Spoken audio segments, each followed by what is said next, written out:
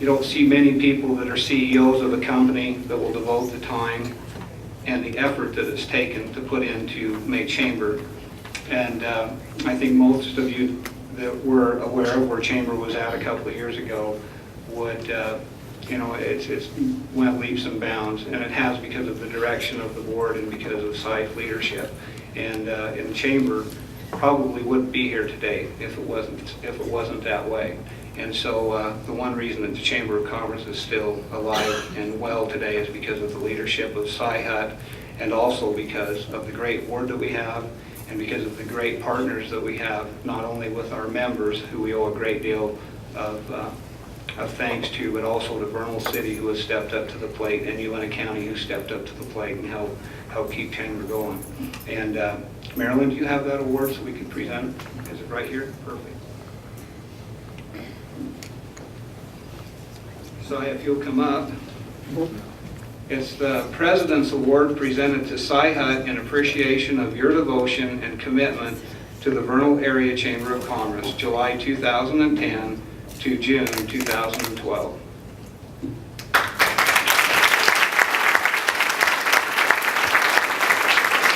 I get the opportunity to hand over the gavel and the office of President to another person.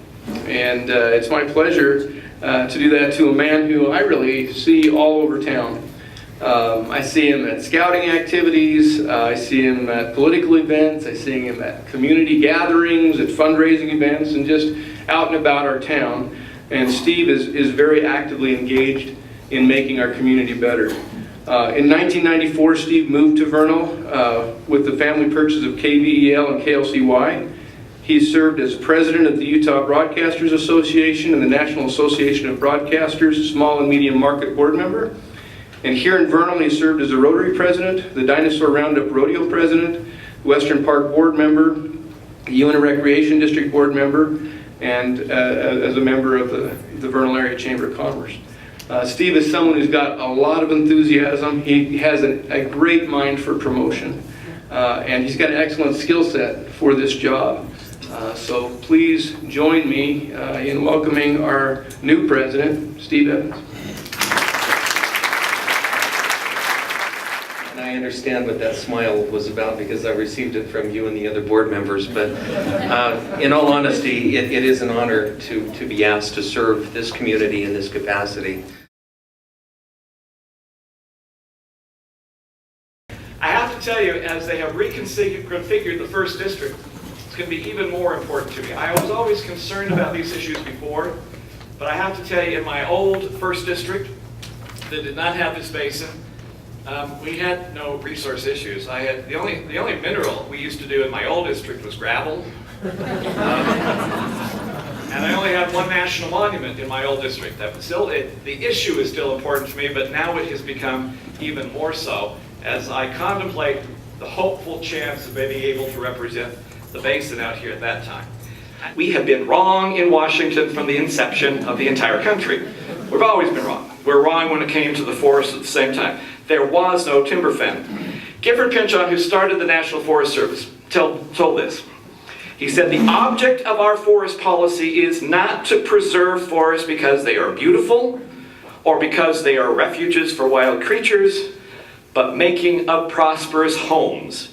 For every other consideration becomes secondary other than using the timber that's found in the forest so that you can grow the country. That was the purpose.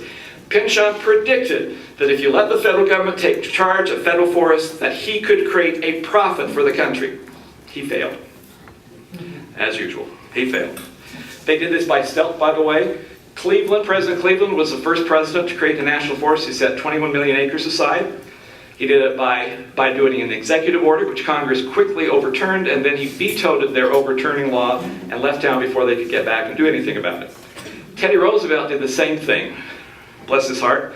He created 16 million. Congress had passed a bill that prohibited the president from ever creating any more federal forest reserves. So they passed it. He then created 16 million acres of forest reserves, and then he signed the bill that prohibited him from doing what he had just done. It worked for him. And the forest was very good in public relations. They came up with Smokey the Bear and Woody the Owl, which is a heck of a lot better than if they decided to come up with Yogi Bear and Woody Woodpecker as the symbols of what the Forest Service is about.